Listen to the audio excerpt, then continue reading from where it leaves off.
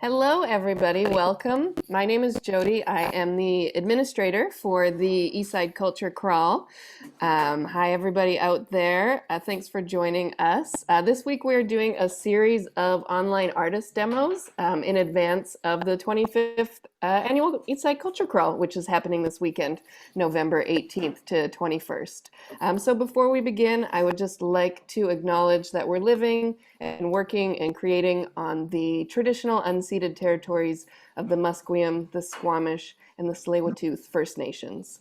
So tonight we have with us an amazing artist named Rose L. Williams from 1000 Parker Street. Make sure you go check her out in her studio this weekend. If you have any questions along the way, feel free to type them in the Q&A, or if you're watching on Facebook, you can write them there, and I'll be watching those and we'll get to those. I think that's all I got from my end. So without further ado, I will pass it on over to Rose. Welcome everyone to my studio. It's such a pleasure and an honor to share my work with all of you and give you a little glimpse into the mysteries of how you transfer the naturally occurring pigments of plants, flowers, bark, and leaves onto fabric or paper. Today we're going to be working with fabric. And I just want to acknowledge as well that my son, my beautiful son, is helping me as the camera person. And without him, I'd be completely lost. So thank you so much, darling. And I think we'll just start with a little video that I shot, because botanical printing is about being in the environment and being outside. So I just wanted to give a tiny little insight into the process of collecting leaves and preparing your fabric for printing. Shall we take it away, please?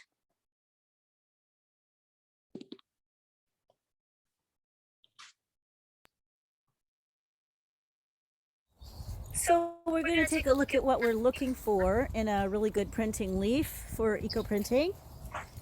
When it's already fallen, I usually like to find something that's not too brown. This one's lovely. Both sides look really good. Intact leaf.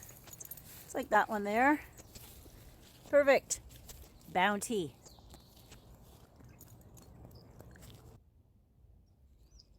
So what I like to do when I'm gathering the leaves is carefully place them on top of each other in the same orientation, so that when I put them in my plastic bag to keep them, usually I pop them in the fridge or the freezer depending on how long it's going to take between collecting and printing. I can keep them nice and flat, and they're not going to lose their shape when I want to use them again. Hi again, this is a crabapple tree. I know this particular one prints really nicely, but at this time of year I don't really want the leaves that have already completely lost all of their tannins and their color. This one, these are the ones that have fallen, right? No, don't want those. They don't have enough for me. What I want, because the tree is dropping now, I'm going to take these guys, the green ones, that you can see they're curled, right? They're dry. They're going to come off. But they still have enough color left in them that I think I'll get a nice range of colors from them when I print. So here's a really nice one. No, we're not going anywhere. I'm cleaning out the... Okay, everyone, this is like the essence of botanical or eco printing, is becoming more aware of your environment and your surroundings. So I'm just gonna do a little turn. Took the dog for a walk in this park, and being attuned to what I'm seeing around me in terms of dye stuff, I noticed this on the ground. So as we were walking along, what are all these things on the ground? Look up. This is an oak tree, as we can see by the leaves. So then we say, aha. As we look down, pardon the trucks going by. We see that these are acorns, and specifically many acorn caps. So what we have here are that Mother Nature's actually taken the acorn right off for us, because when we dye with acorns, we're not actually using the meat stuff, which is right here. That's not what we're using to dye, and it's actually quite onerous to remove it. What we want is right here beside it. This little guy. There's a fabulous source of tannin in there. A traditional source of tannin dye that is light fast and wash fast. And I can attest that there are many fewer acorn caps on this path than there were 20 minutes ago. So, after spending a little bit of time getting my fingers cold, this is my haul. So we will see later in the demo what we do with these. Okay, I'd like to introduce you folks to an important part of the process, and it starts right at the beginning. Before you even collect your leaves, what you've got is your fabric, and in this case I'm working with cellulose, cottons, rayons, bamboos, and linens. So we're going to start off by scouring, and we're going to use some synthropol, and we're going to use some soda ash. So got our pots ready. That's my scouring pot. And this is our acorn caps that we collected earlier, and we're going to turn into a tannin source and a dye, hopefully. Okay, so I'm going to do about a tablespoon of soda ash, and then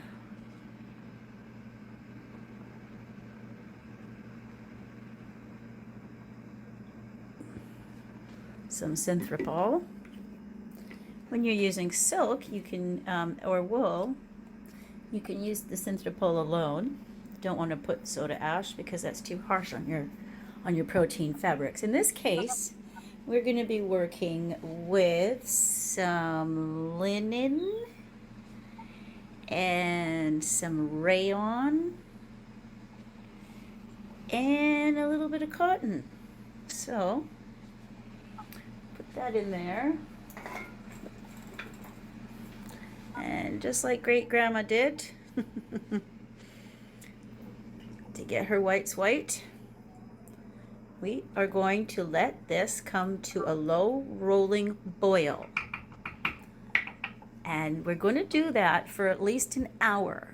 And it's going to be interesting when you see the color of the water when we're done, and all the waxes and chemicals that have been used in the processing of this fabric.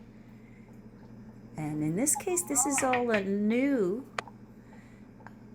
fabrics that I bought. These are not repurposed this time. So we'll see what that looks like in about an hour or so. It may take more, you just have to assess by color. Now over here, we've started off our Acorn Dye Bath. In this case, we just use the caps of the acorns. That's where the tannin is. Leave the nut meats for the squirrels, please. And in the case of dyeing with cellulose fibers, having a nice source of tannin is important for your mordanting process. When you wanted to use alum, tannin, alum, you have your own very abundant sources everywhere you live, I'm sure, different leaves and barks. We could go into that later. Great. Okay, this is how you want your scouring pot to be, at least simmering nicely, low boil like this. And I think it's obvious that we can see the waste products coming out of the fabric. And you really want to do that before you try adding any kind of dye, whether from leaves or just in a regular dye bath. Otherwise, your fabric is not going to take it up, because it's going to be full of the junk that's turning this water yellow. So here's our Acorn Dye Bath simmering.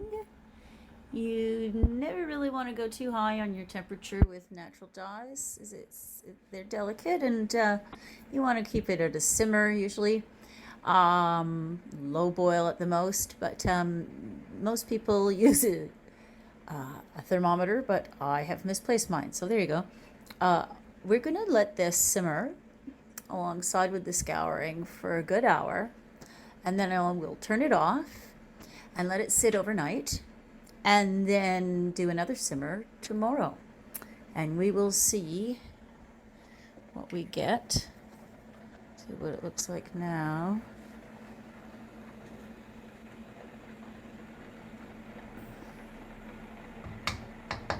Little acorn caps, really cute. And you want enough liquid for your fabric to really be able to move freely when you're scouring as well as when you're dyeing. There we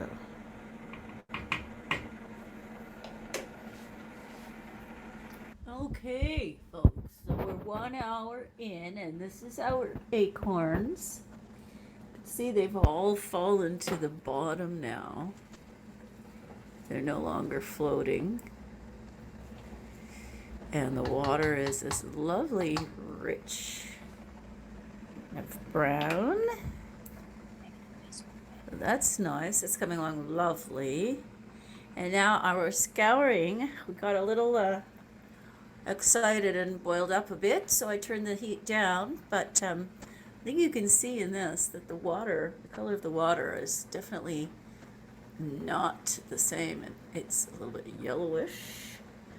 So we're gonna let this boil for a bit longer. We'll see if some more comes in. Okay, so I have taken the scouring water and I've poured it into this white bucket, just so you guys can see. Just a little over an hour of boiling our fabric. You can see the soap. Lots of soap still, but look at the color of that water. I hope everyone can see. That is the color. That is the junk that was in this new fabrics, not used, but bought new from the store. That's what you got in there. So that's why great grandma knew what to do to get those Victorian whites white. She boiled them, and we call it scouring.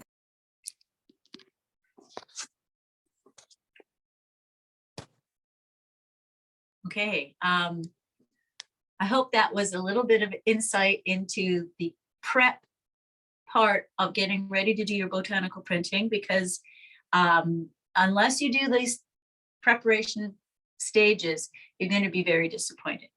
If you do the prep, it's going to be fabulous. Now, I'm going to put my apron on because you really do want to protect yourself from all the chemistry that you're using. So I will use apron and gloves. Now, when you're mixing your chemistry, please wear a mask as well. A lot of the stuff that you use when you're botanical printing is in powdered form, and you want to make sure you wear a mask when you're using that. Okay, so what I'm going to do is I'm going to put a little bit, and I do it by eyeball, of my iron acetate that I created and prepped beforehand. Do a little stir around here. It's my copper pipe. There you go. So you take a look at the color of that water. And that's what I go by. A lot of people use weight of fabric, and they can buy ferrous powder. And that's a lovely way to experiment. There's also the iron tablets you can get that are a supplement, and some people use those. I think those are more expensive though. So I have created this iron acetate water combination, and I'm going to show you how to do it yourself later. So my next stage is I have prepped my fabric, pre-prepped my fabric using some alum acetate. Measure a little bit in there into some hot water and you soak your fabric. I do that with cellulose fabric, especially like this jacket, which is linen, really needs to be prepped with some alum acetate. Or you can use tannin, dry, alum, dry, and then tannin again, which is one reason why I showed you guys how to prep your own tannin bath from the Acorn dye. I've been getting good results with the alum acetate. So I buy it at Maiwa here in Vancouver, and it's been working really well for me. I have pre-prepped my fabric because you have to soak it for a couple days. I do a cold soak and then let it dry, and usually do a calcium carbonate dip and then let it dry. So you have to pre-prep your fabric. I couldn't do all of that today in our demo. So one of the tricks then that I do is I will put my fabric quickly, we call it a dip, just enough for it to get wet. Now in our demo, I don't really want it to get too wet because you want your fabric to be damp, not soaking wet. And that's one of the things that people get disappointed in their results. Are you watching how I'm ringing this, Corey? Yeah. Mm-hmm. People get disappointed in their results because their fabric or their paper was too wet. And when it's too wet, your edges of your leaves and your items that you've placed on there will lose their definition and they'll be runny like a watercolor. Now you can use that to your advantage if you're going to use that in your design. And some people do. Some people like to do a real watercolor layer of their botanical print and then do a second layer where they do more definition on it then. Now here's another little trick that you can use. Other people do. And just roll it up in a towel.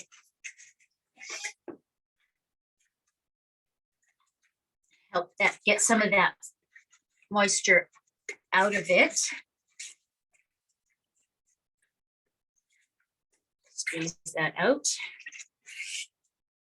Because as I said, I really do not want to have disappointing results and have wasted my time. Okay. So, do a touch test. I'd say that's damp, not wet. And that's what we're looking for. Okay, so that was what a lot of people call an iron dip. Ferrous acetate, homemade. So now I'm going to lay my fabric flat as possible. I like to use plastic. Some people use parchment paper. Some people use watercolor paper and then they get a whole other second product when they're doing it. In terms of using plastic and environmentalism, all of my plastic is reused for a couple of years at least. And most of it is from packaging originally. So I feel that it falls into the reuse category of sustainability. Okay, so you want to lay your fabric on your plastic.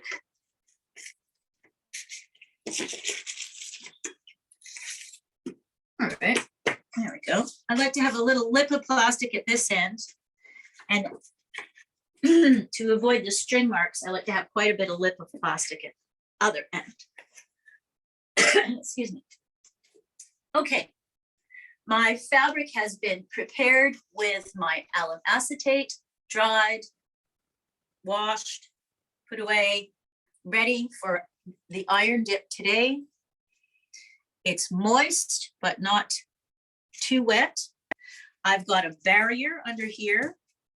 And now I get to play with my leaves. Hey, okay, this is the fun part.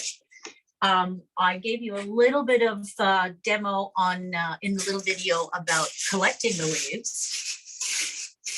my freezer's full of leaves and only leaves. No room for food. So there you go. It's good when you find a nice stash. We've got some lovely Japanese acer, some cotinus or smoke bush, some people call it. Right here, some lovely oak. And what I did with the oak, is I soaked the oak in the dye bath I made from the acorns, which come from the oak tree, not the same oak tree, but comes from a different oak tree. And I did that because I wanted to boost the tannin availability in the oak leaves themselves. And of course, they're compatible because acorns and oak trees, same thing.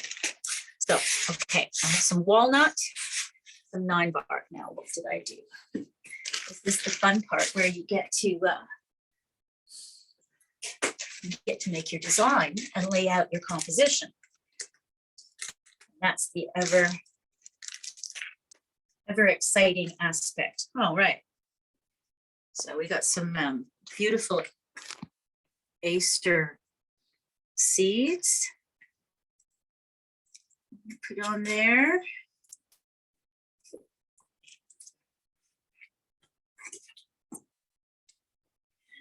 have a little end here, so I'll look for the ends.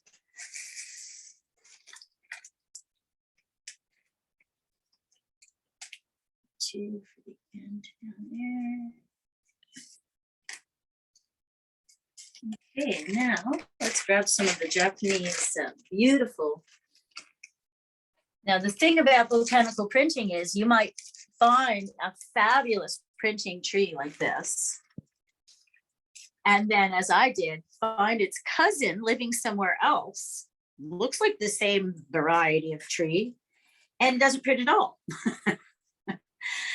Or a tree that printed fabulously last season doesn't print well at all this season. And it's really a reflection on the environmental factors that the tree has been undergoing. So it's one of the beauties of botanical printing. It reflects the environment and what's going on around us. All right, there's my walnuts.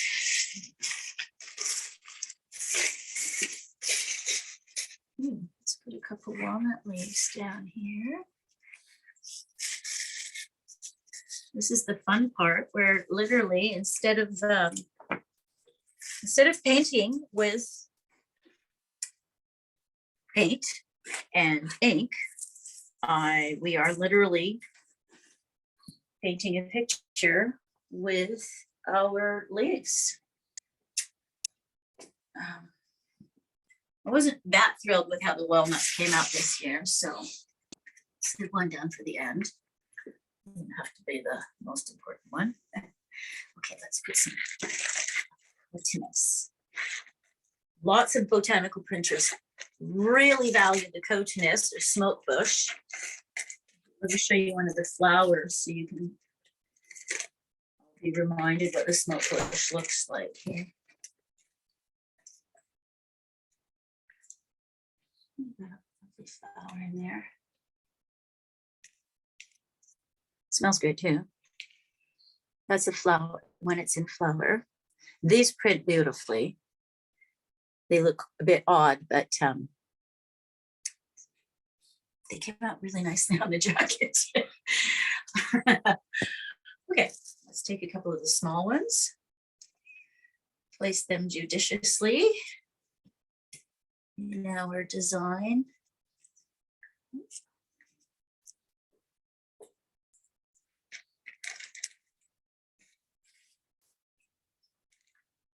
So much fun, the cotinus. They tend to be able to share their purples and their blues sometimes if you use the right chemistry. There's a botanical printer, Elizabeth Vilgay Coulshaw. I think she's based in Scotland, and she does a course that specializes in pulling the blues out of the cotinus, which is fabulous. Okay, so let's get to it. how do we do this? How do you make the leaves transfer? I'll show you right now. The secret. So one of the secrets is that this fabric has been treated with metal salts already. So it's not just plain fabric. Now, one of my tricks, I like to use something heavy, put that on the end here. That's nice too.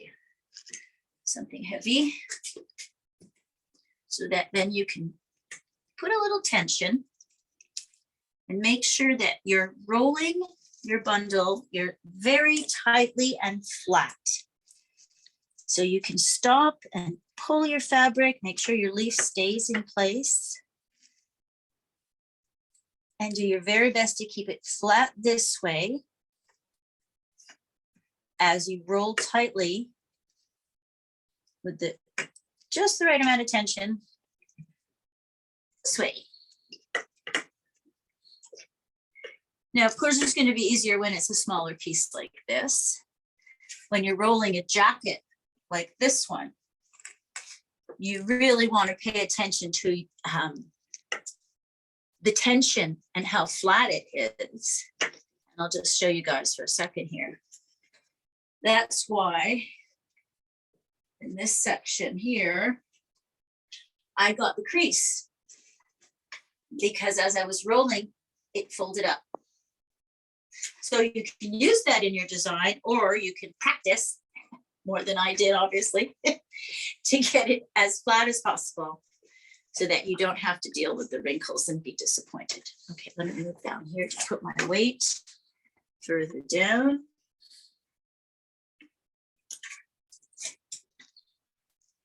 I'm going to pull it up so that I can get the rest of my leaves onto my fabric. There you go.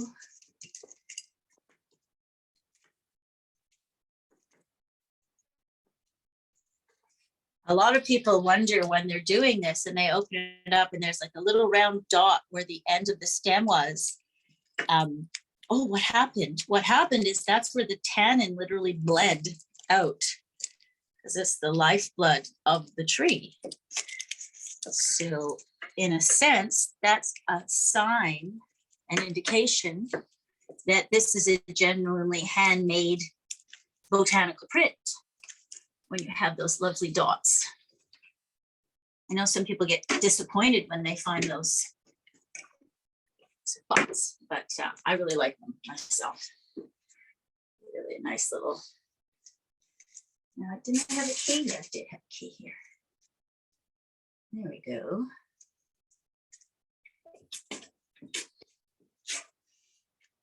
Now, this is still really important to keep it as tight as you possibly can. Tight and flat. Few wrinkles as possible. Now, one of the things I forgot to mention is the side of the leaf that you place upon the fabric makes a difference. This side is the underside. Some people call it the moon side. This is the sun side at the top. You can usually see and feel the veins more prominently on the back. And almost always the back prints better in terms of releasing more tannin. Now, one of the lovely things is that turning the leaf over will give you a different effect with the same leaf. So once you start learning about that, which I can show you here, really good example.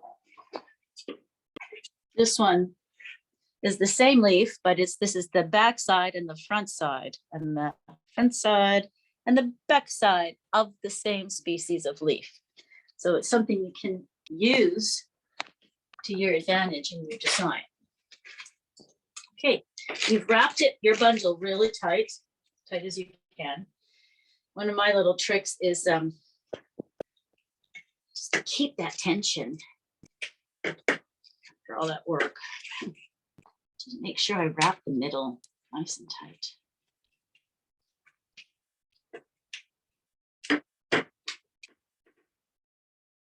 it as tight as you can. Because then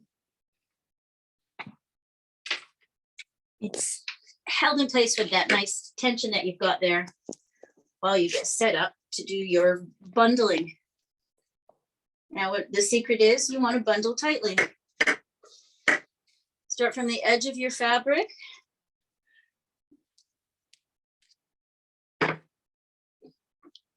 And wrap it. Now, there's a lot of different things you can use. You can use string. You can use, some people use elastic bandage. Some people start with elastics and then they wrap string or strips of fabric.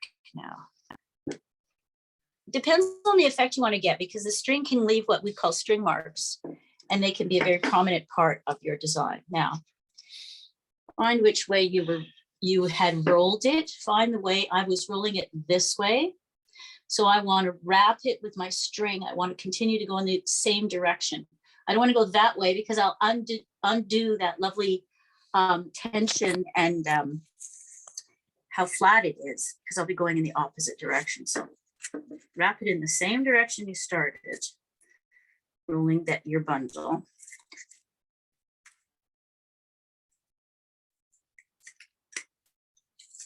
Now, one of my tricks is I like to wrap it close. Some people don't, but I do. So I get a nice even amount of pressure.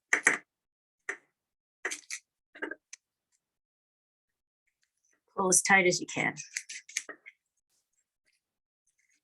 A lot of tricks to do this. Some people use their feet. Some people have contraptions. So far, I find that it's nicer to have the sensitivity of my hand, feel what's going on.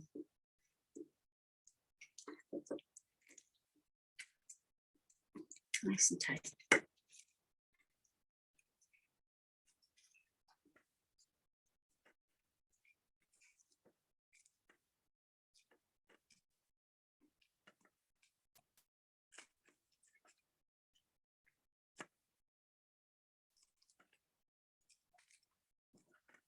So now you're going to see that even where I tied it as tight as I could when I started, I'm getting my bundle even tighter than that. Just taking my time, being patient. Now you see this guy is much looser. I'm doing a better job now with this technique.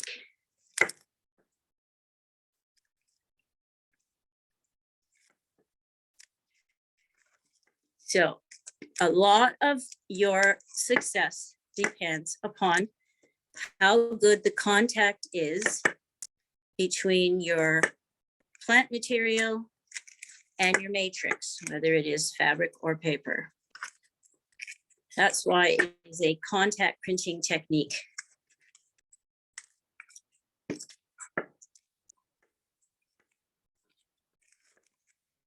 Just like when you're going to put your plate through the press, you've got to calibrate that press and that plate to make sure they're getting just the right pressure. That is essentially what you're doing here. You're calibrating it to make sure it's got just the right amount of pressure so that when that heat hits it, it has no choice but to just give up its colors. Okay, now I do this little thing where I go around on the diagonal and I get even tighter. Done. I've gotten wrapped up here. When I'm at home, the cat gets to the string.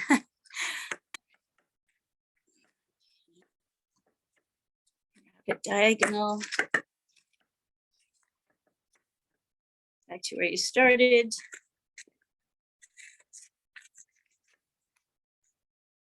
Keep that tension in there. Nice and tight.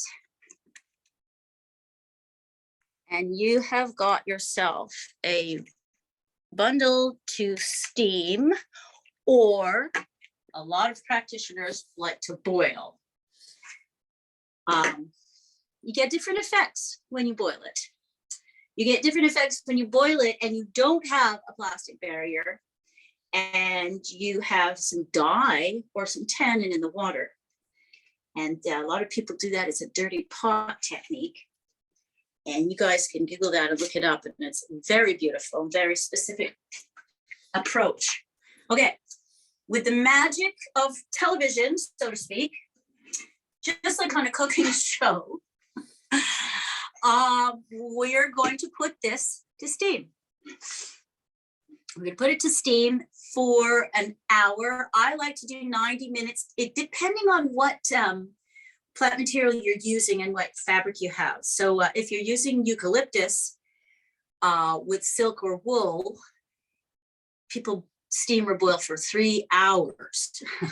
I don't use a lot of eucalyptus myself because my ethos is about using what I have available to me here. Eucalyptus doesn't grow in Vancouver, not that I know of. So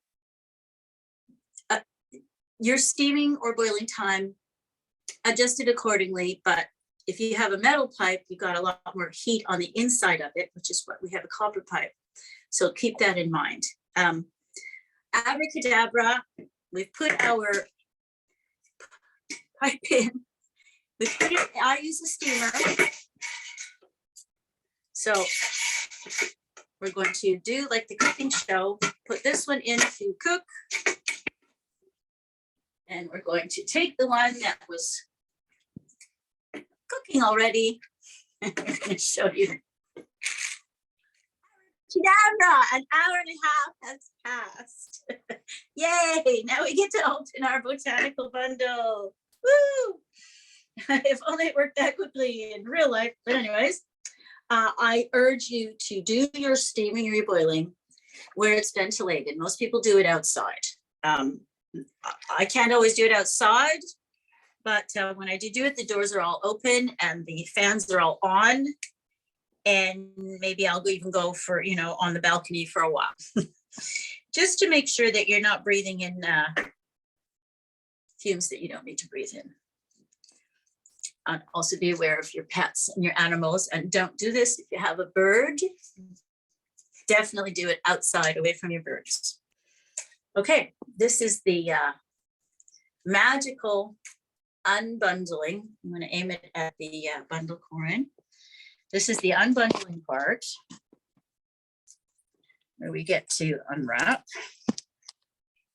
and see just exactly what transpired. Now, I did my best to recreate the same layout and the same leaves on the one that we just laid out, and this one. It's got to be tricky, doesn't it? Okay. There you go.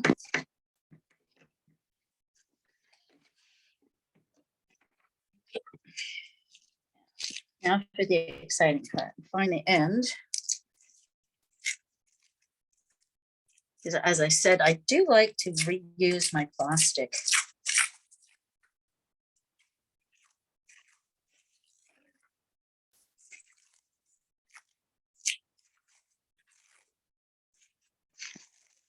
This is the part that wrapped over at the end so that I didn't get string marks on my fabric.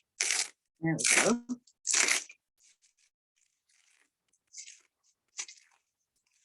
And now we get to see what happened. What happened? Oh my goodness, something happened. Yeah, so the walnut wasn't printed great. However, guys did. I'm gonna look for it, see what that looks like so far. There's a little, oh, okay.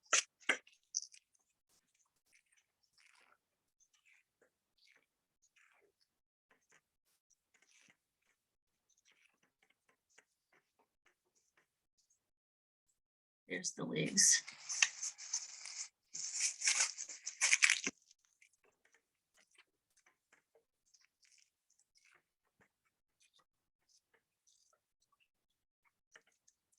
Now, one of the things you really want to make sure when you're doing this, steaming or boiling, check your pot. Do not let it go dry. Check your pot. I mean, when I first started doing this, I would put the timer on for every 20 minutes to go make sure that I wasn't running out of water, because you'll ruin it if you run out of water, and that's heartbreaking. So check your pot, make sure it doesn't go dry. There we go, folks. There, on a copper pipe, is your botanical print.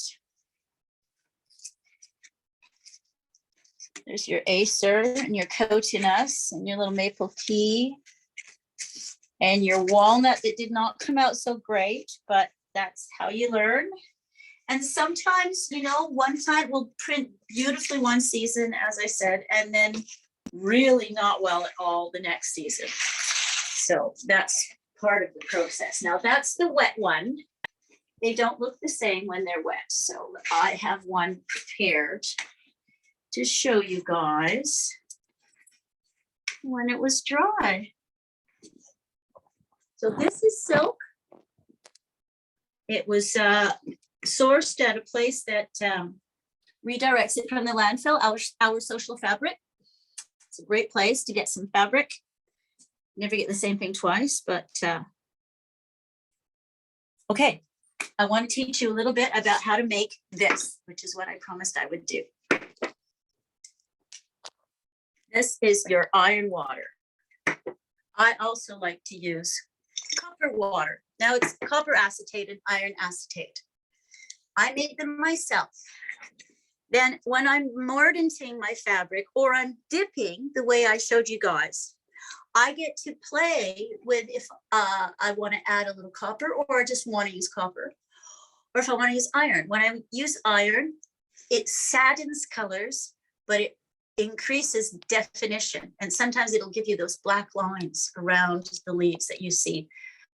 Copper, I find it brightens and enhances the greens and blues. So you can play with that. It's fabulous. Making your own is this simple. Corin, let's just show these people how simple. I got a jar and I got some bits and bobs. And this one I got bits and bobs of copper. And this one, gets bits and bobs of iron. Rusty nails, bits of old rusty metal that you find on the street. For the copper, I bought these little findings at the hardware store.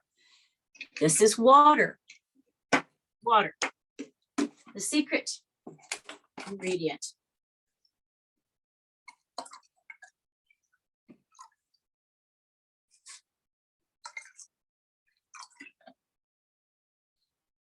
White vinegar. That's really all you need, but I have no patience. So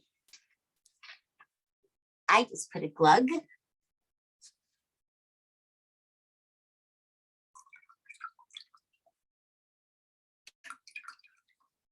Some hydrogen, basic, really, you know, what is this? 3% hydrogen peroxide. That increases the oxygen activity, which is what oxidizes the metal, which is what releases the metal into the vinegar and water to create the metal acetate, in this case, copper acetate, iron acetate.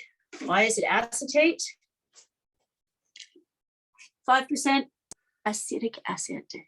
So really simple.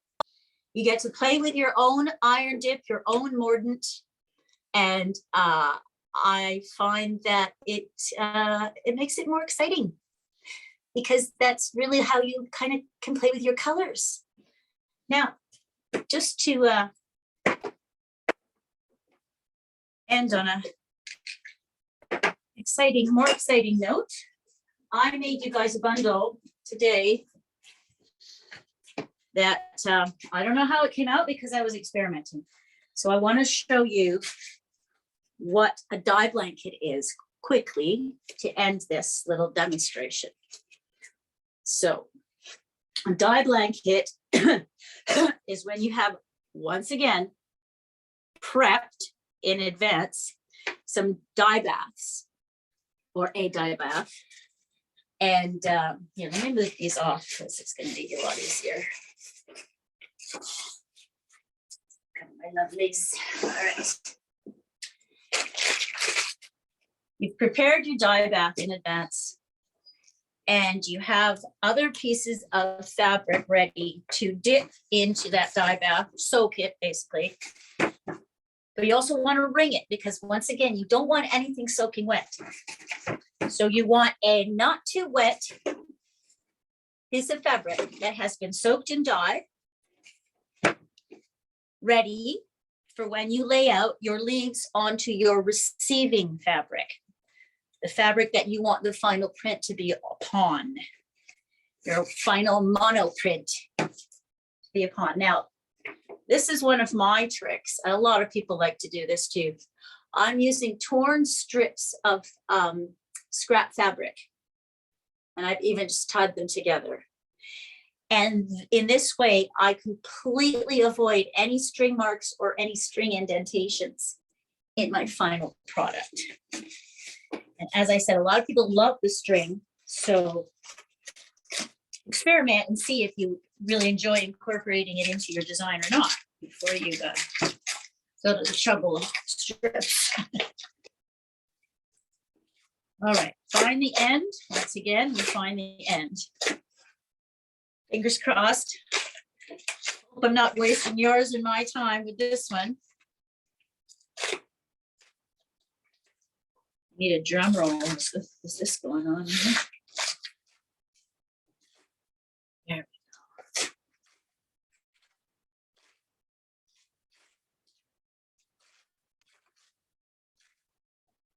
we go. I also, on this one, I used a couple leaves that I haven't used before. So they're not what you would call a reliable printer. They are an experiment.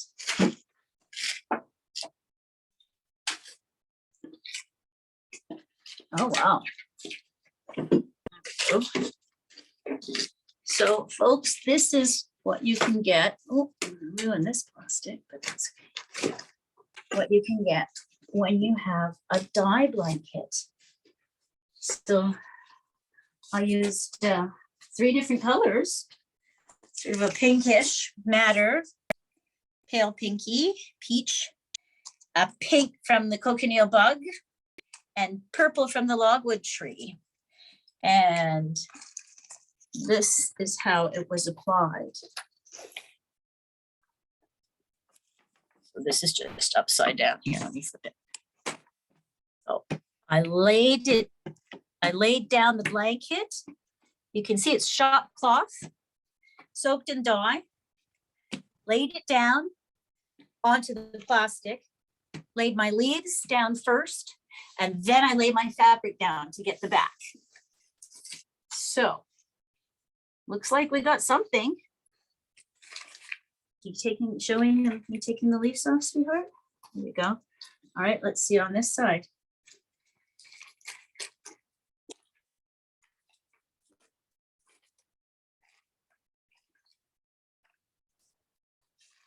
Ooh, that's nice.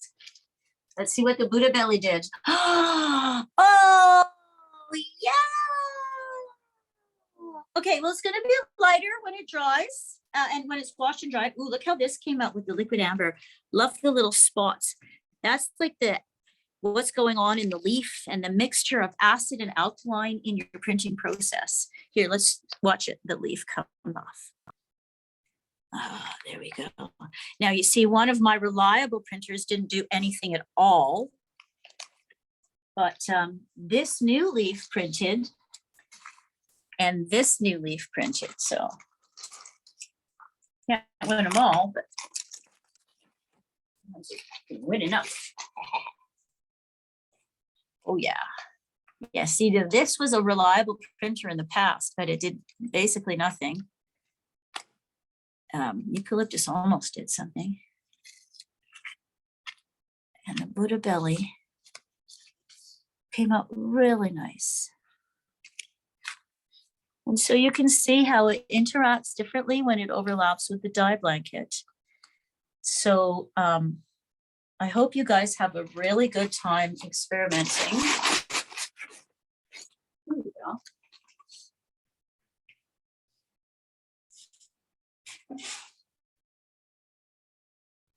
So that's our demo. And I really hope that I've sparked piqued your curiosity.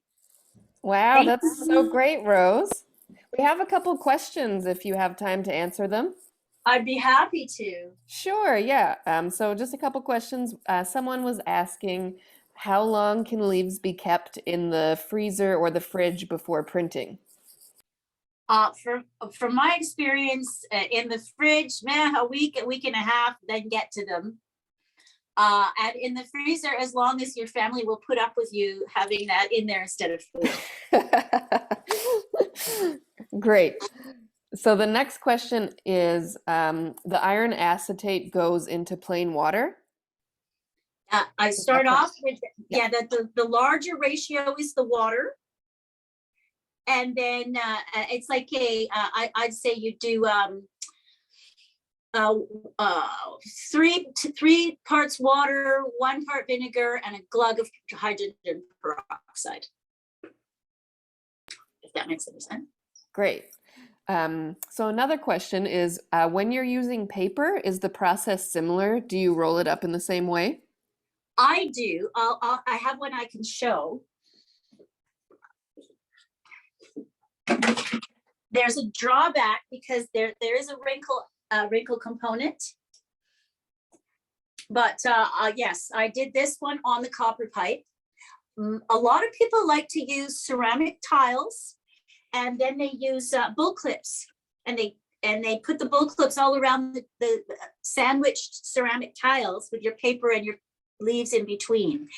And if you can find some that fit into your pot and you can steam, or some boil, I'm not sure. Yeah, some people boil them. As long as they're tight with the bull clips, you can do that with tiles and paper. You don't have to roll it. Great. And then can you remind us how long you steam the bundle for? 90 minutes. And then how long do you let the bundle cool before you unwrap it? That's a hot topic amongst botanical ecoprinters. Some of us have burnt our fingers because we have no patience. Some people like to leave it for a couple of days. I personally have not seen any difference when I've been forced to leave it for a couple of days. And I mean, even this one that I just unbundled, I left that since Friday, and it's not much different than the one that I opened up on the same day. So you can experiment with that. Some people even like to bury them and leave them there and let the metals and the minerals in the earth have their thing with them for a while too. Great. I think that's all the questions that we have. That's all that I can see. That was so fantastic. Thank you so much for sharing your work and your process with us. It was really cool to see a behind the scenes look. I can't tell you guys how much I appreciate spending this time with you and sharing my passion. Thank you. Thank you so much, Rose. So what studio number are you in? I'm at 209 1000 Parker. Perfect. So everybody make sure to visit Rose this weekend for the Culture Crawl. Studio 209 at Parker Street Studios. Oh, someone says they love your jacket. I agree. Thank you. Wonderful. Come buy one. I'll have more. That's great. Thank you so much, Rose, and everybody who joined us tonight. Thanks. Bye. Okay. Good night, everybody. Thank you.